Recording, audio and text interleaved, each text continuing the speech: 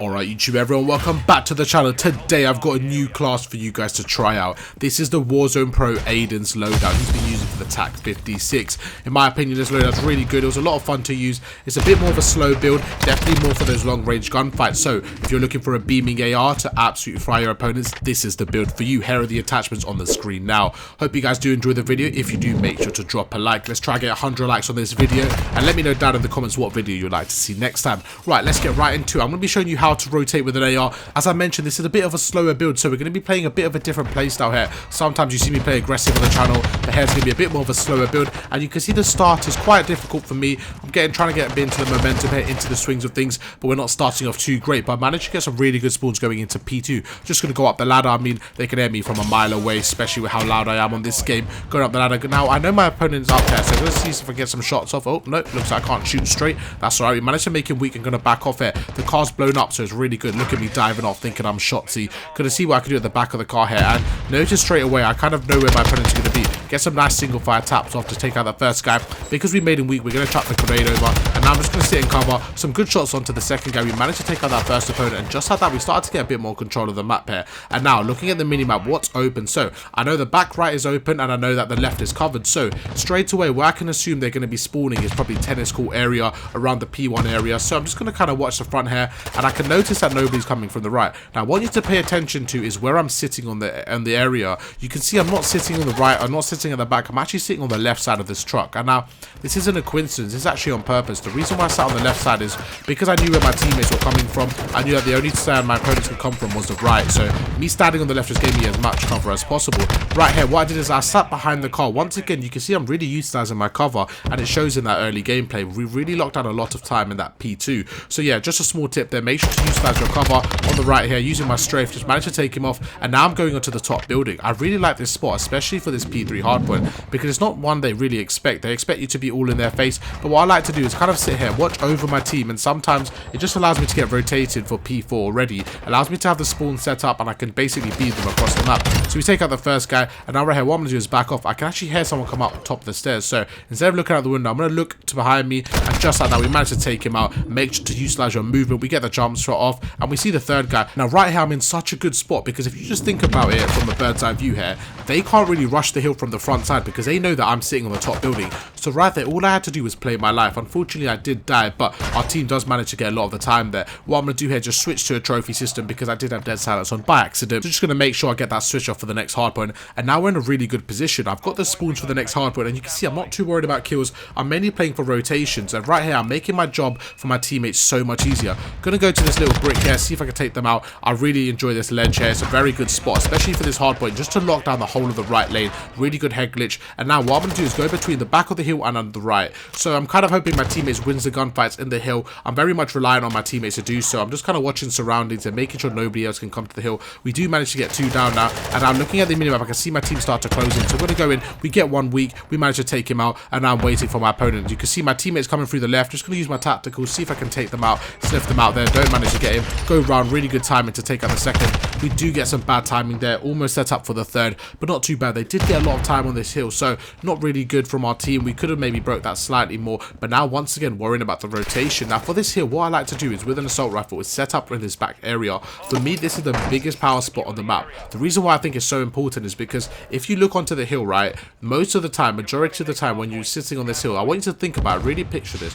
When you're sitting on the hill, you're probably sitting on this left side of the map, left side of the hill, and just sitting behind the table. So me sitting at the back here basically blocks you from doing so. You can't actually sit at the back there, and it just makes it a lot harder for opponents to set up in the hill. My teammate's on the hill now, so what I'm going to do is kind of look at the minimap and see what gap is open. I know that I've got a teammate playing by Xbox on the P1 side, on P2 side, sorry. So what I know is that they're going to come from the left. I should have been a bit more alert. They're ready for the gunfight, but you can see how they're starting to get the break here. My teammate doing a really good job of getting that trade, and just like I mentioned, we're spawning on this P2 side, so straight away I know they're going to be pushing me at the back.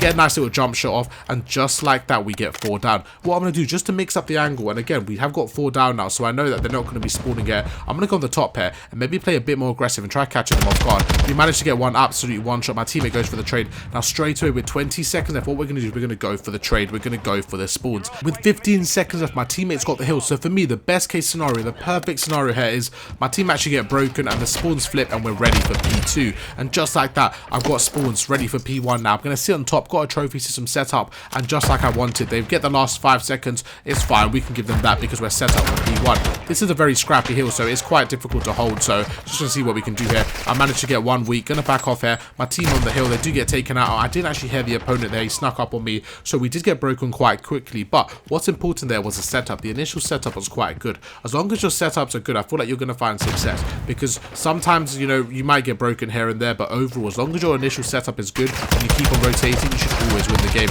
We get some shots off, we managed to make him weak there, some not bad shots right there, but we don't get the kill. And what I'm gonna do is take my time here. I like to use my equipment for information, so I'm gonna stun the left, and you see, just like that, it just allowed me to check 2-3 corners at once. We go around, we take out the second guy. I mean, this guy, I mean, come on, like, what do I even say about that? I don't really know what to say.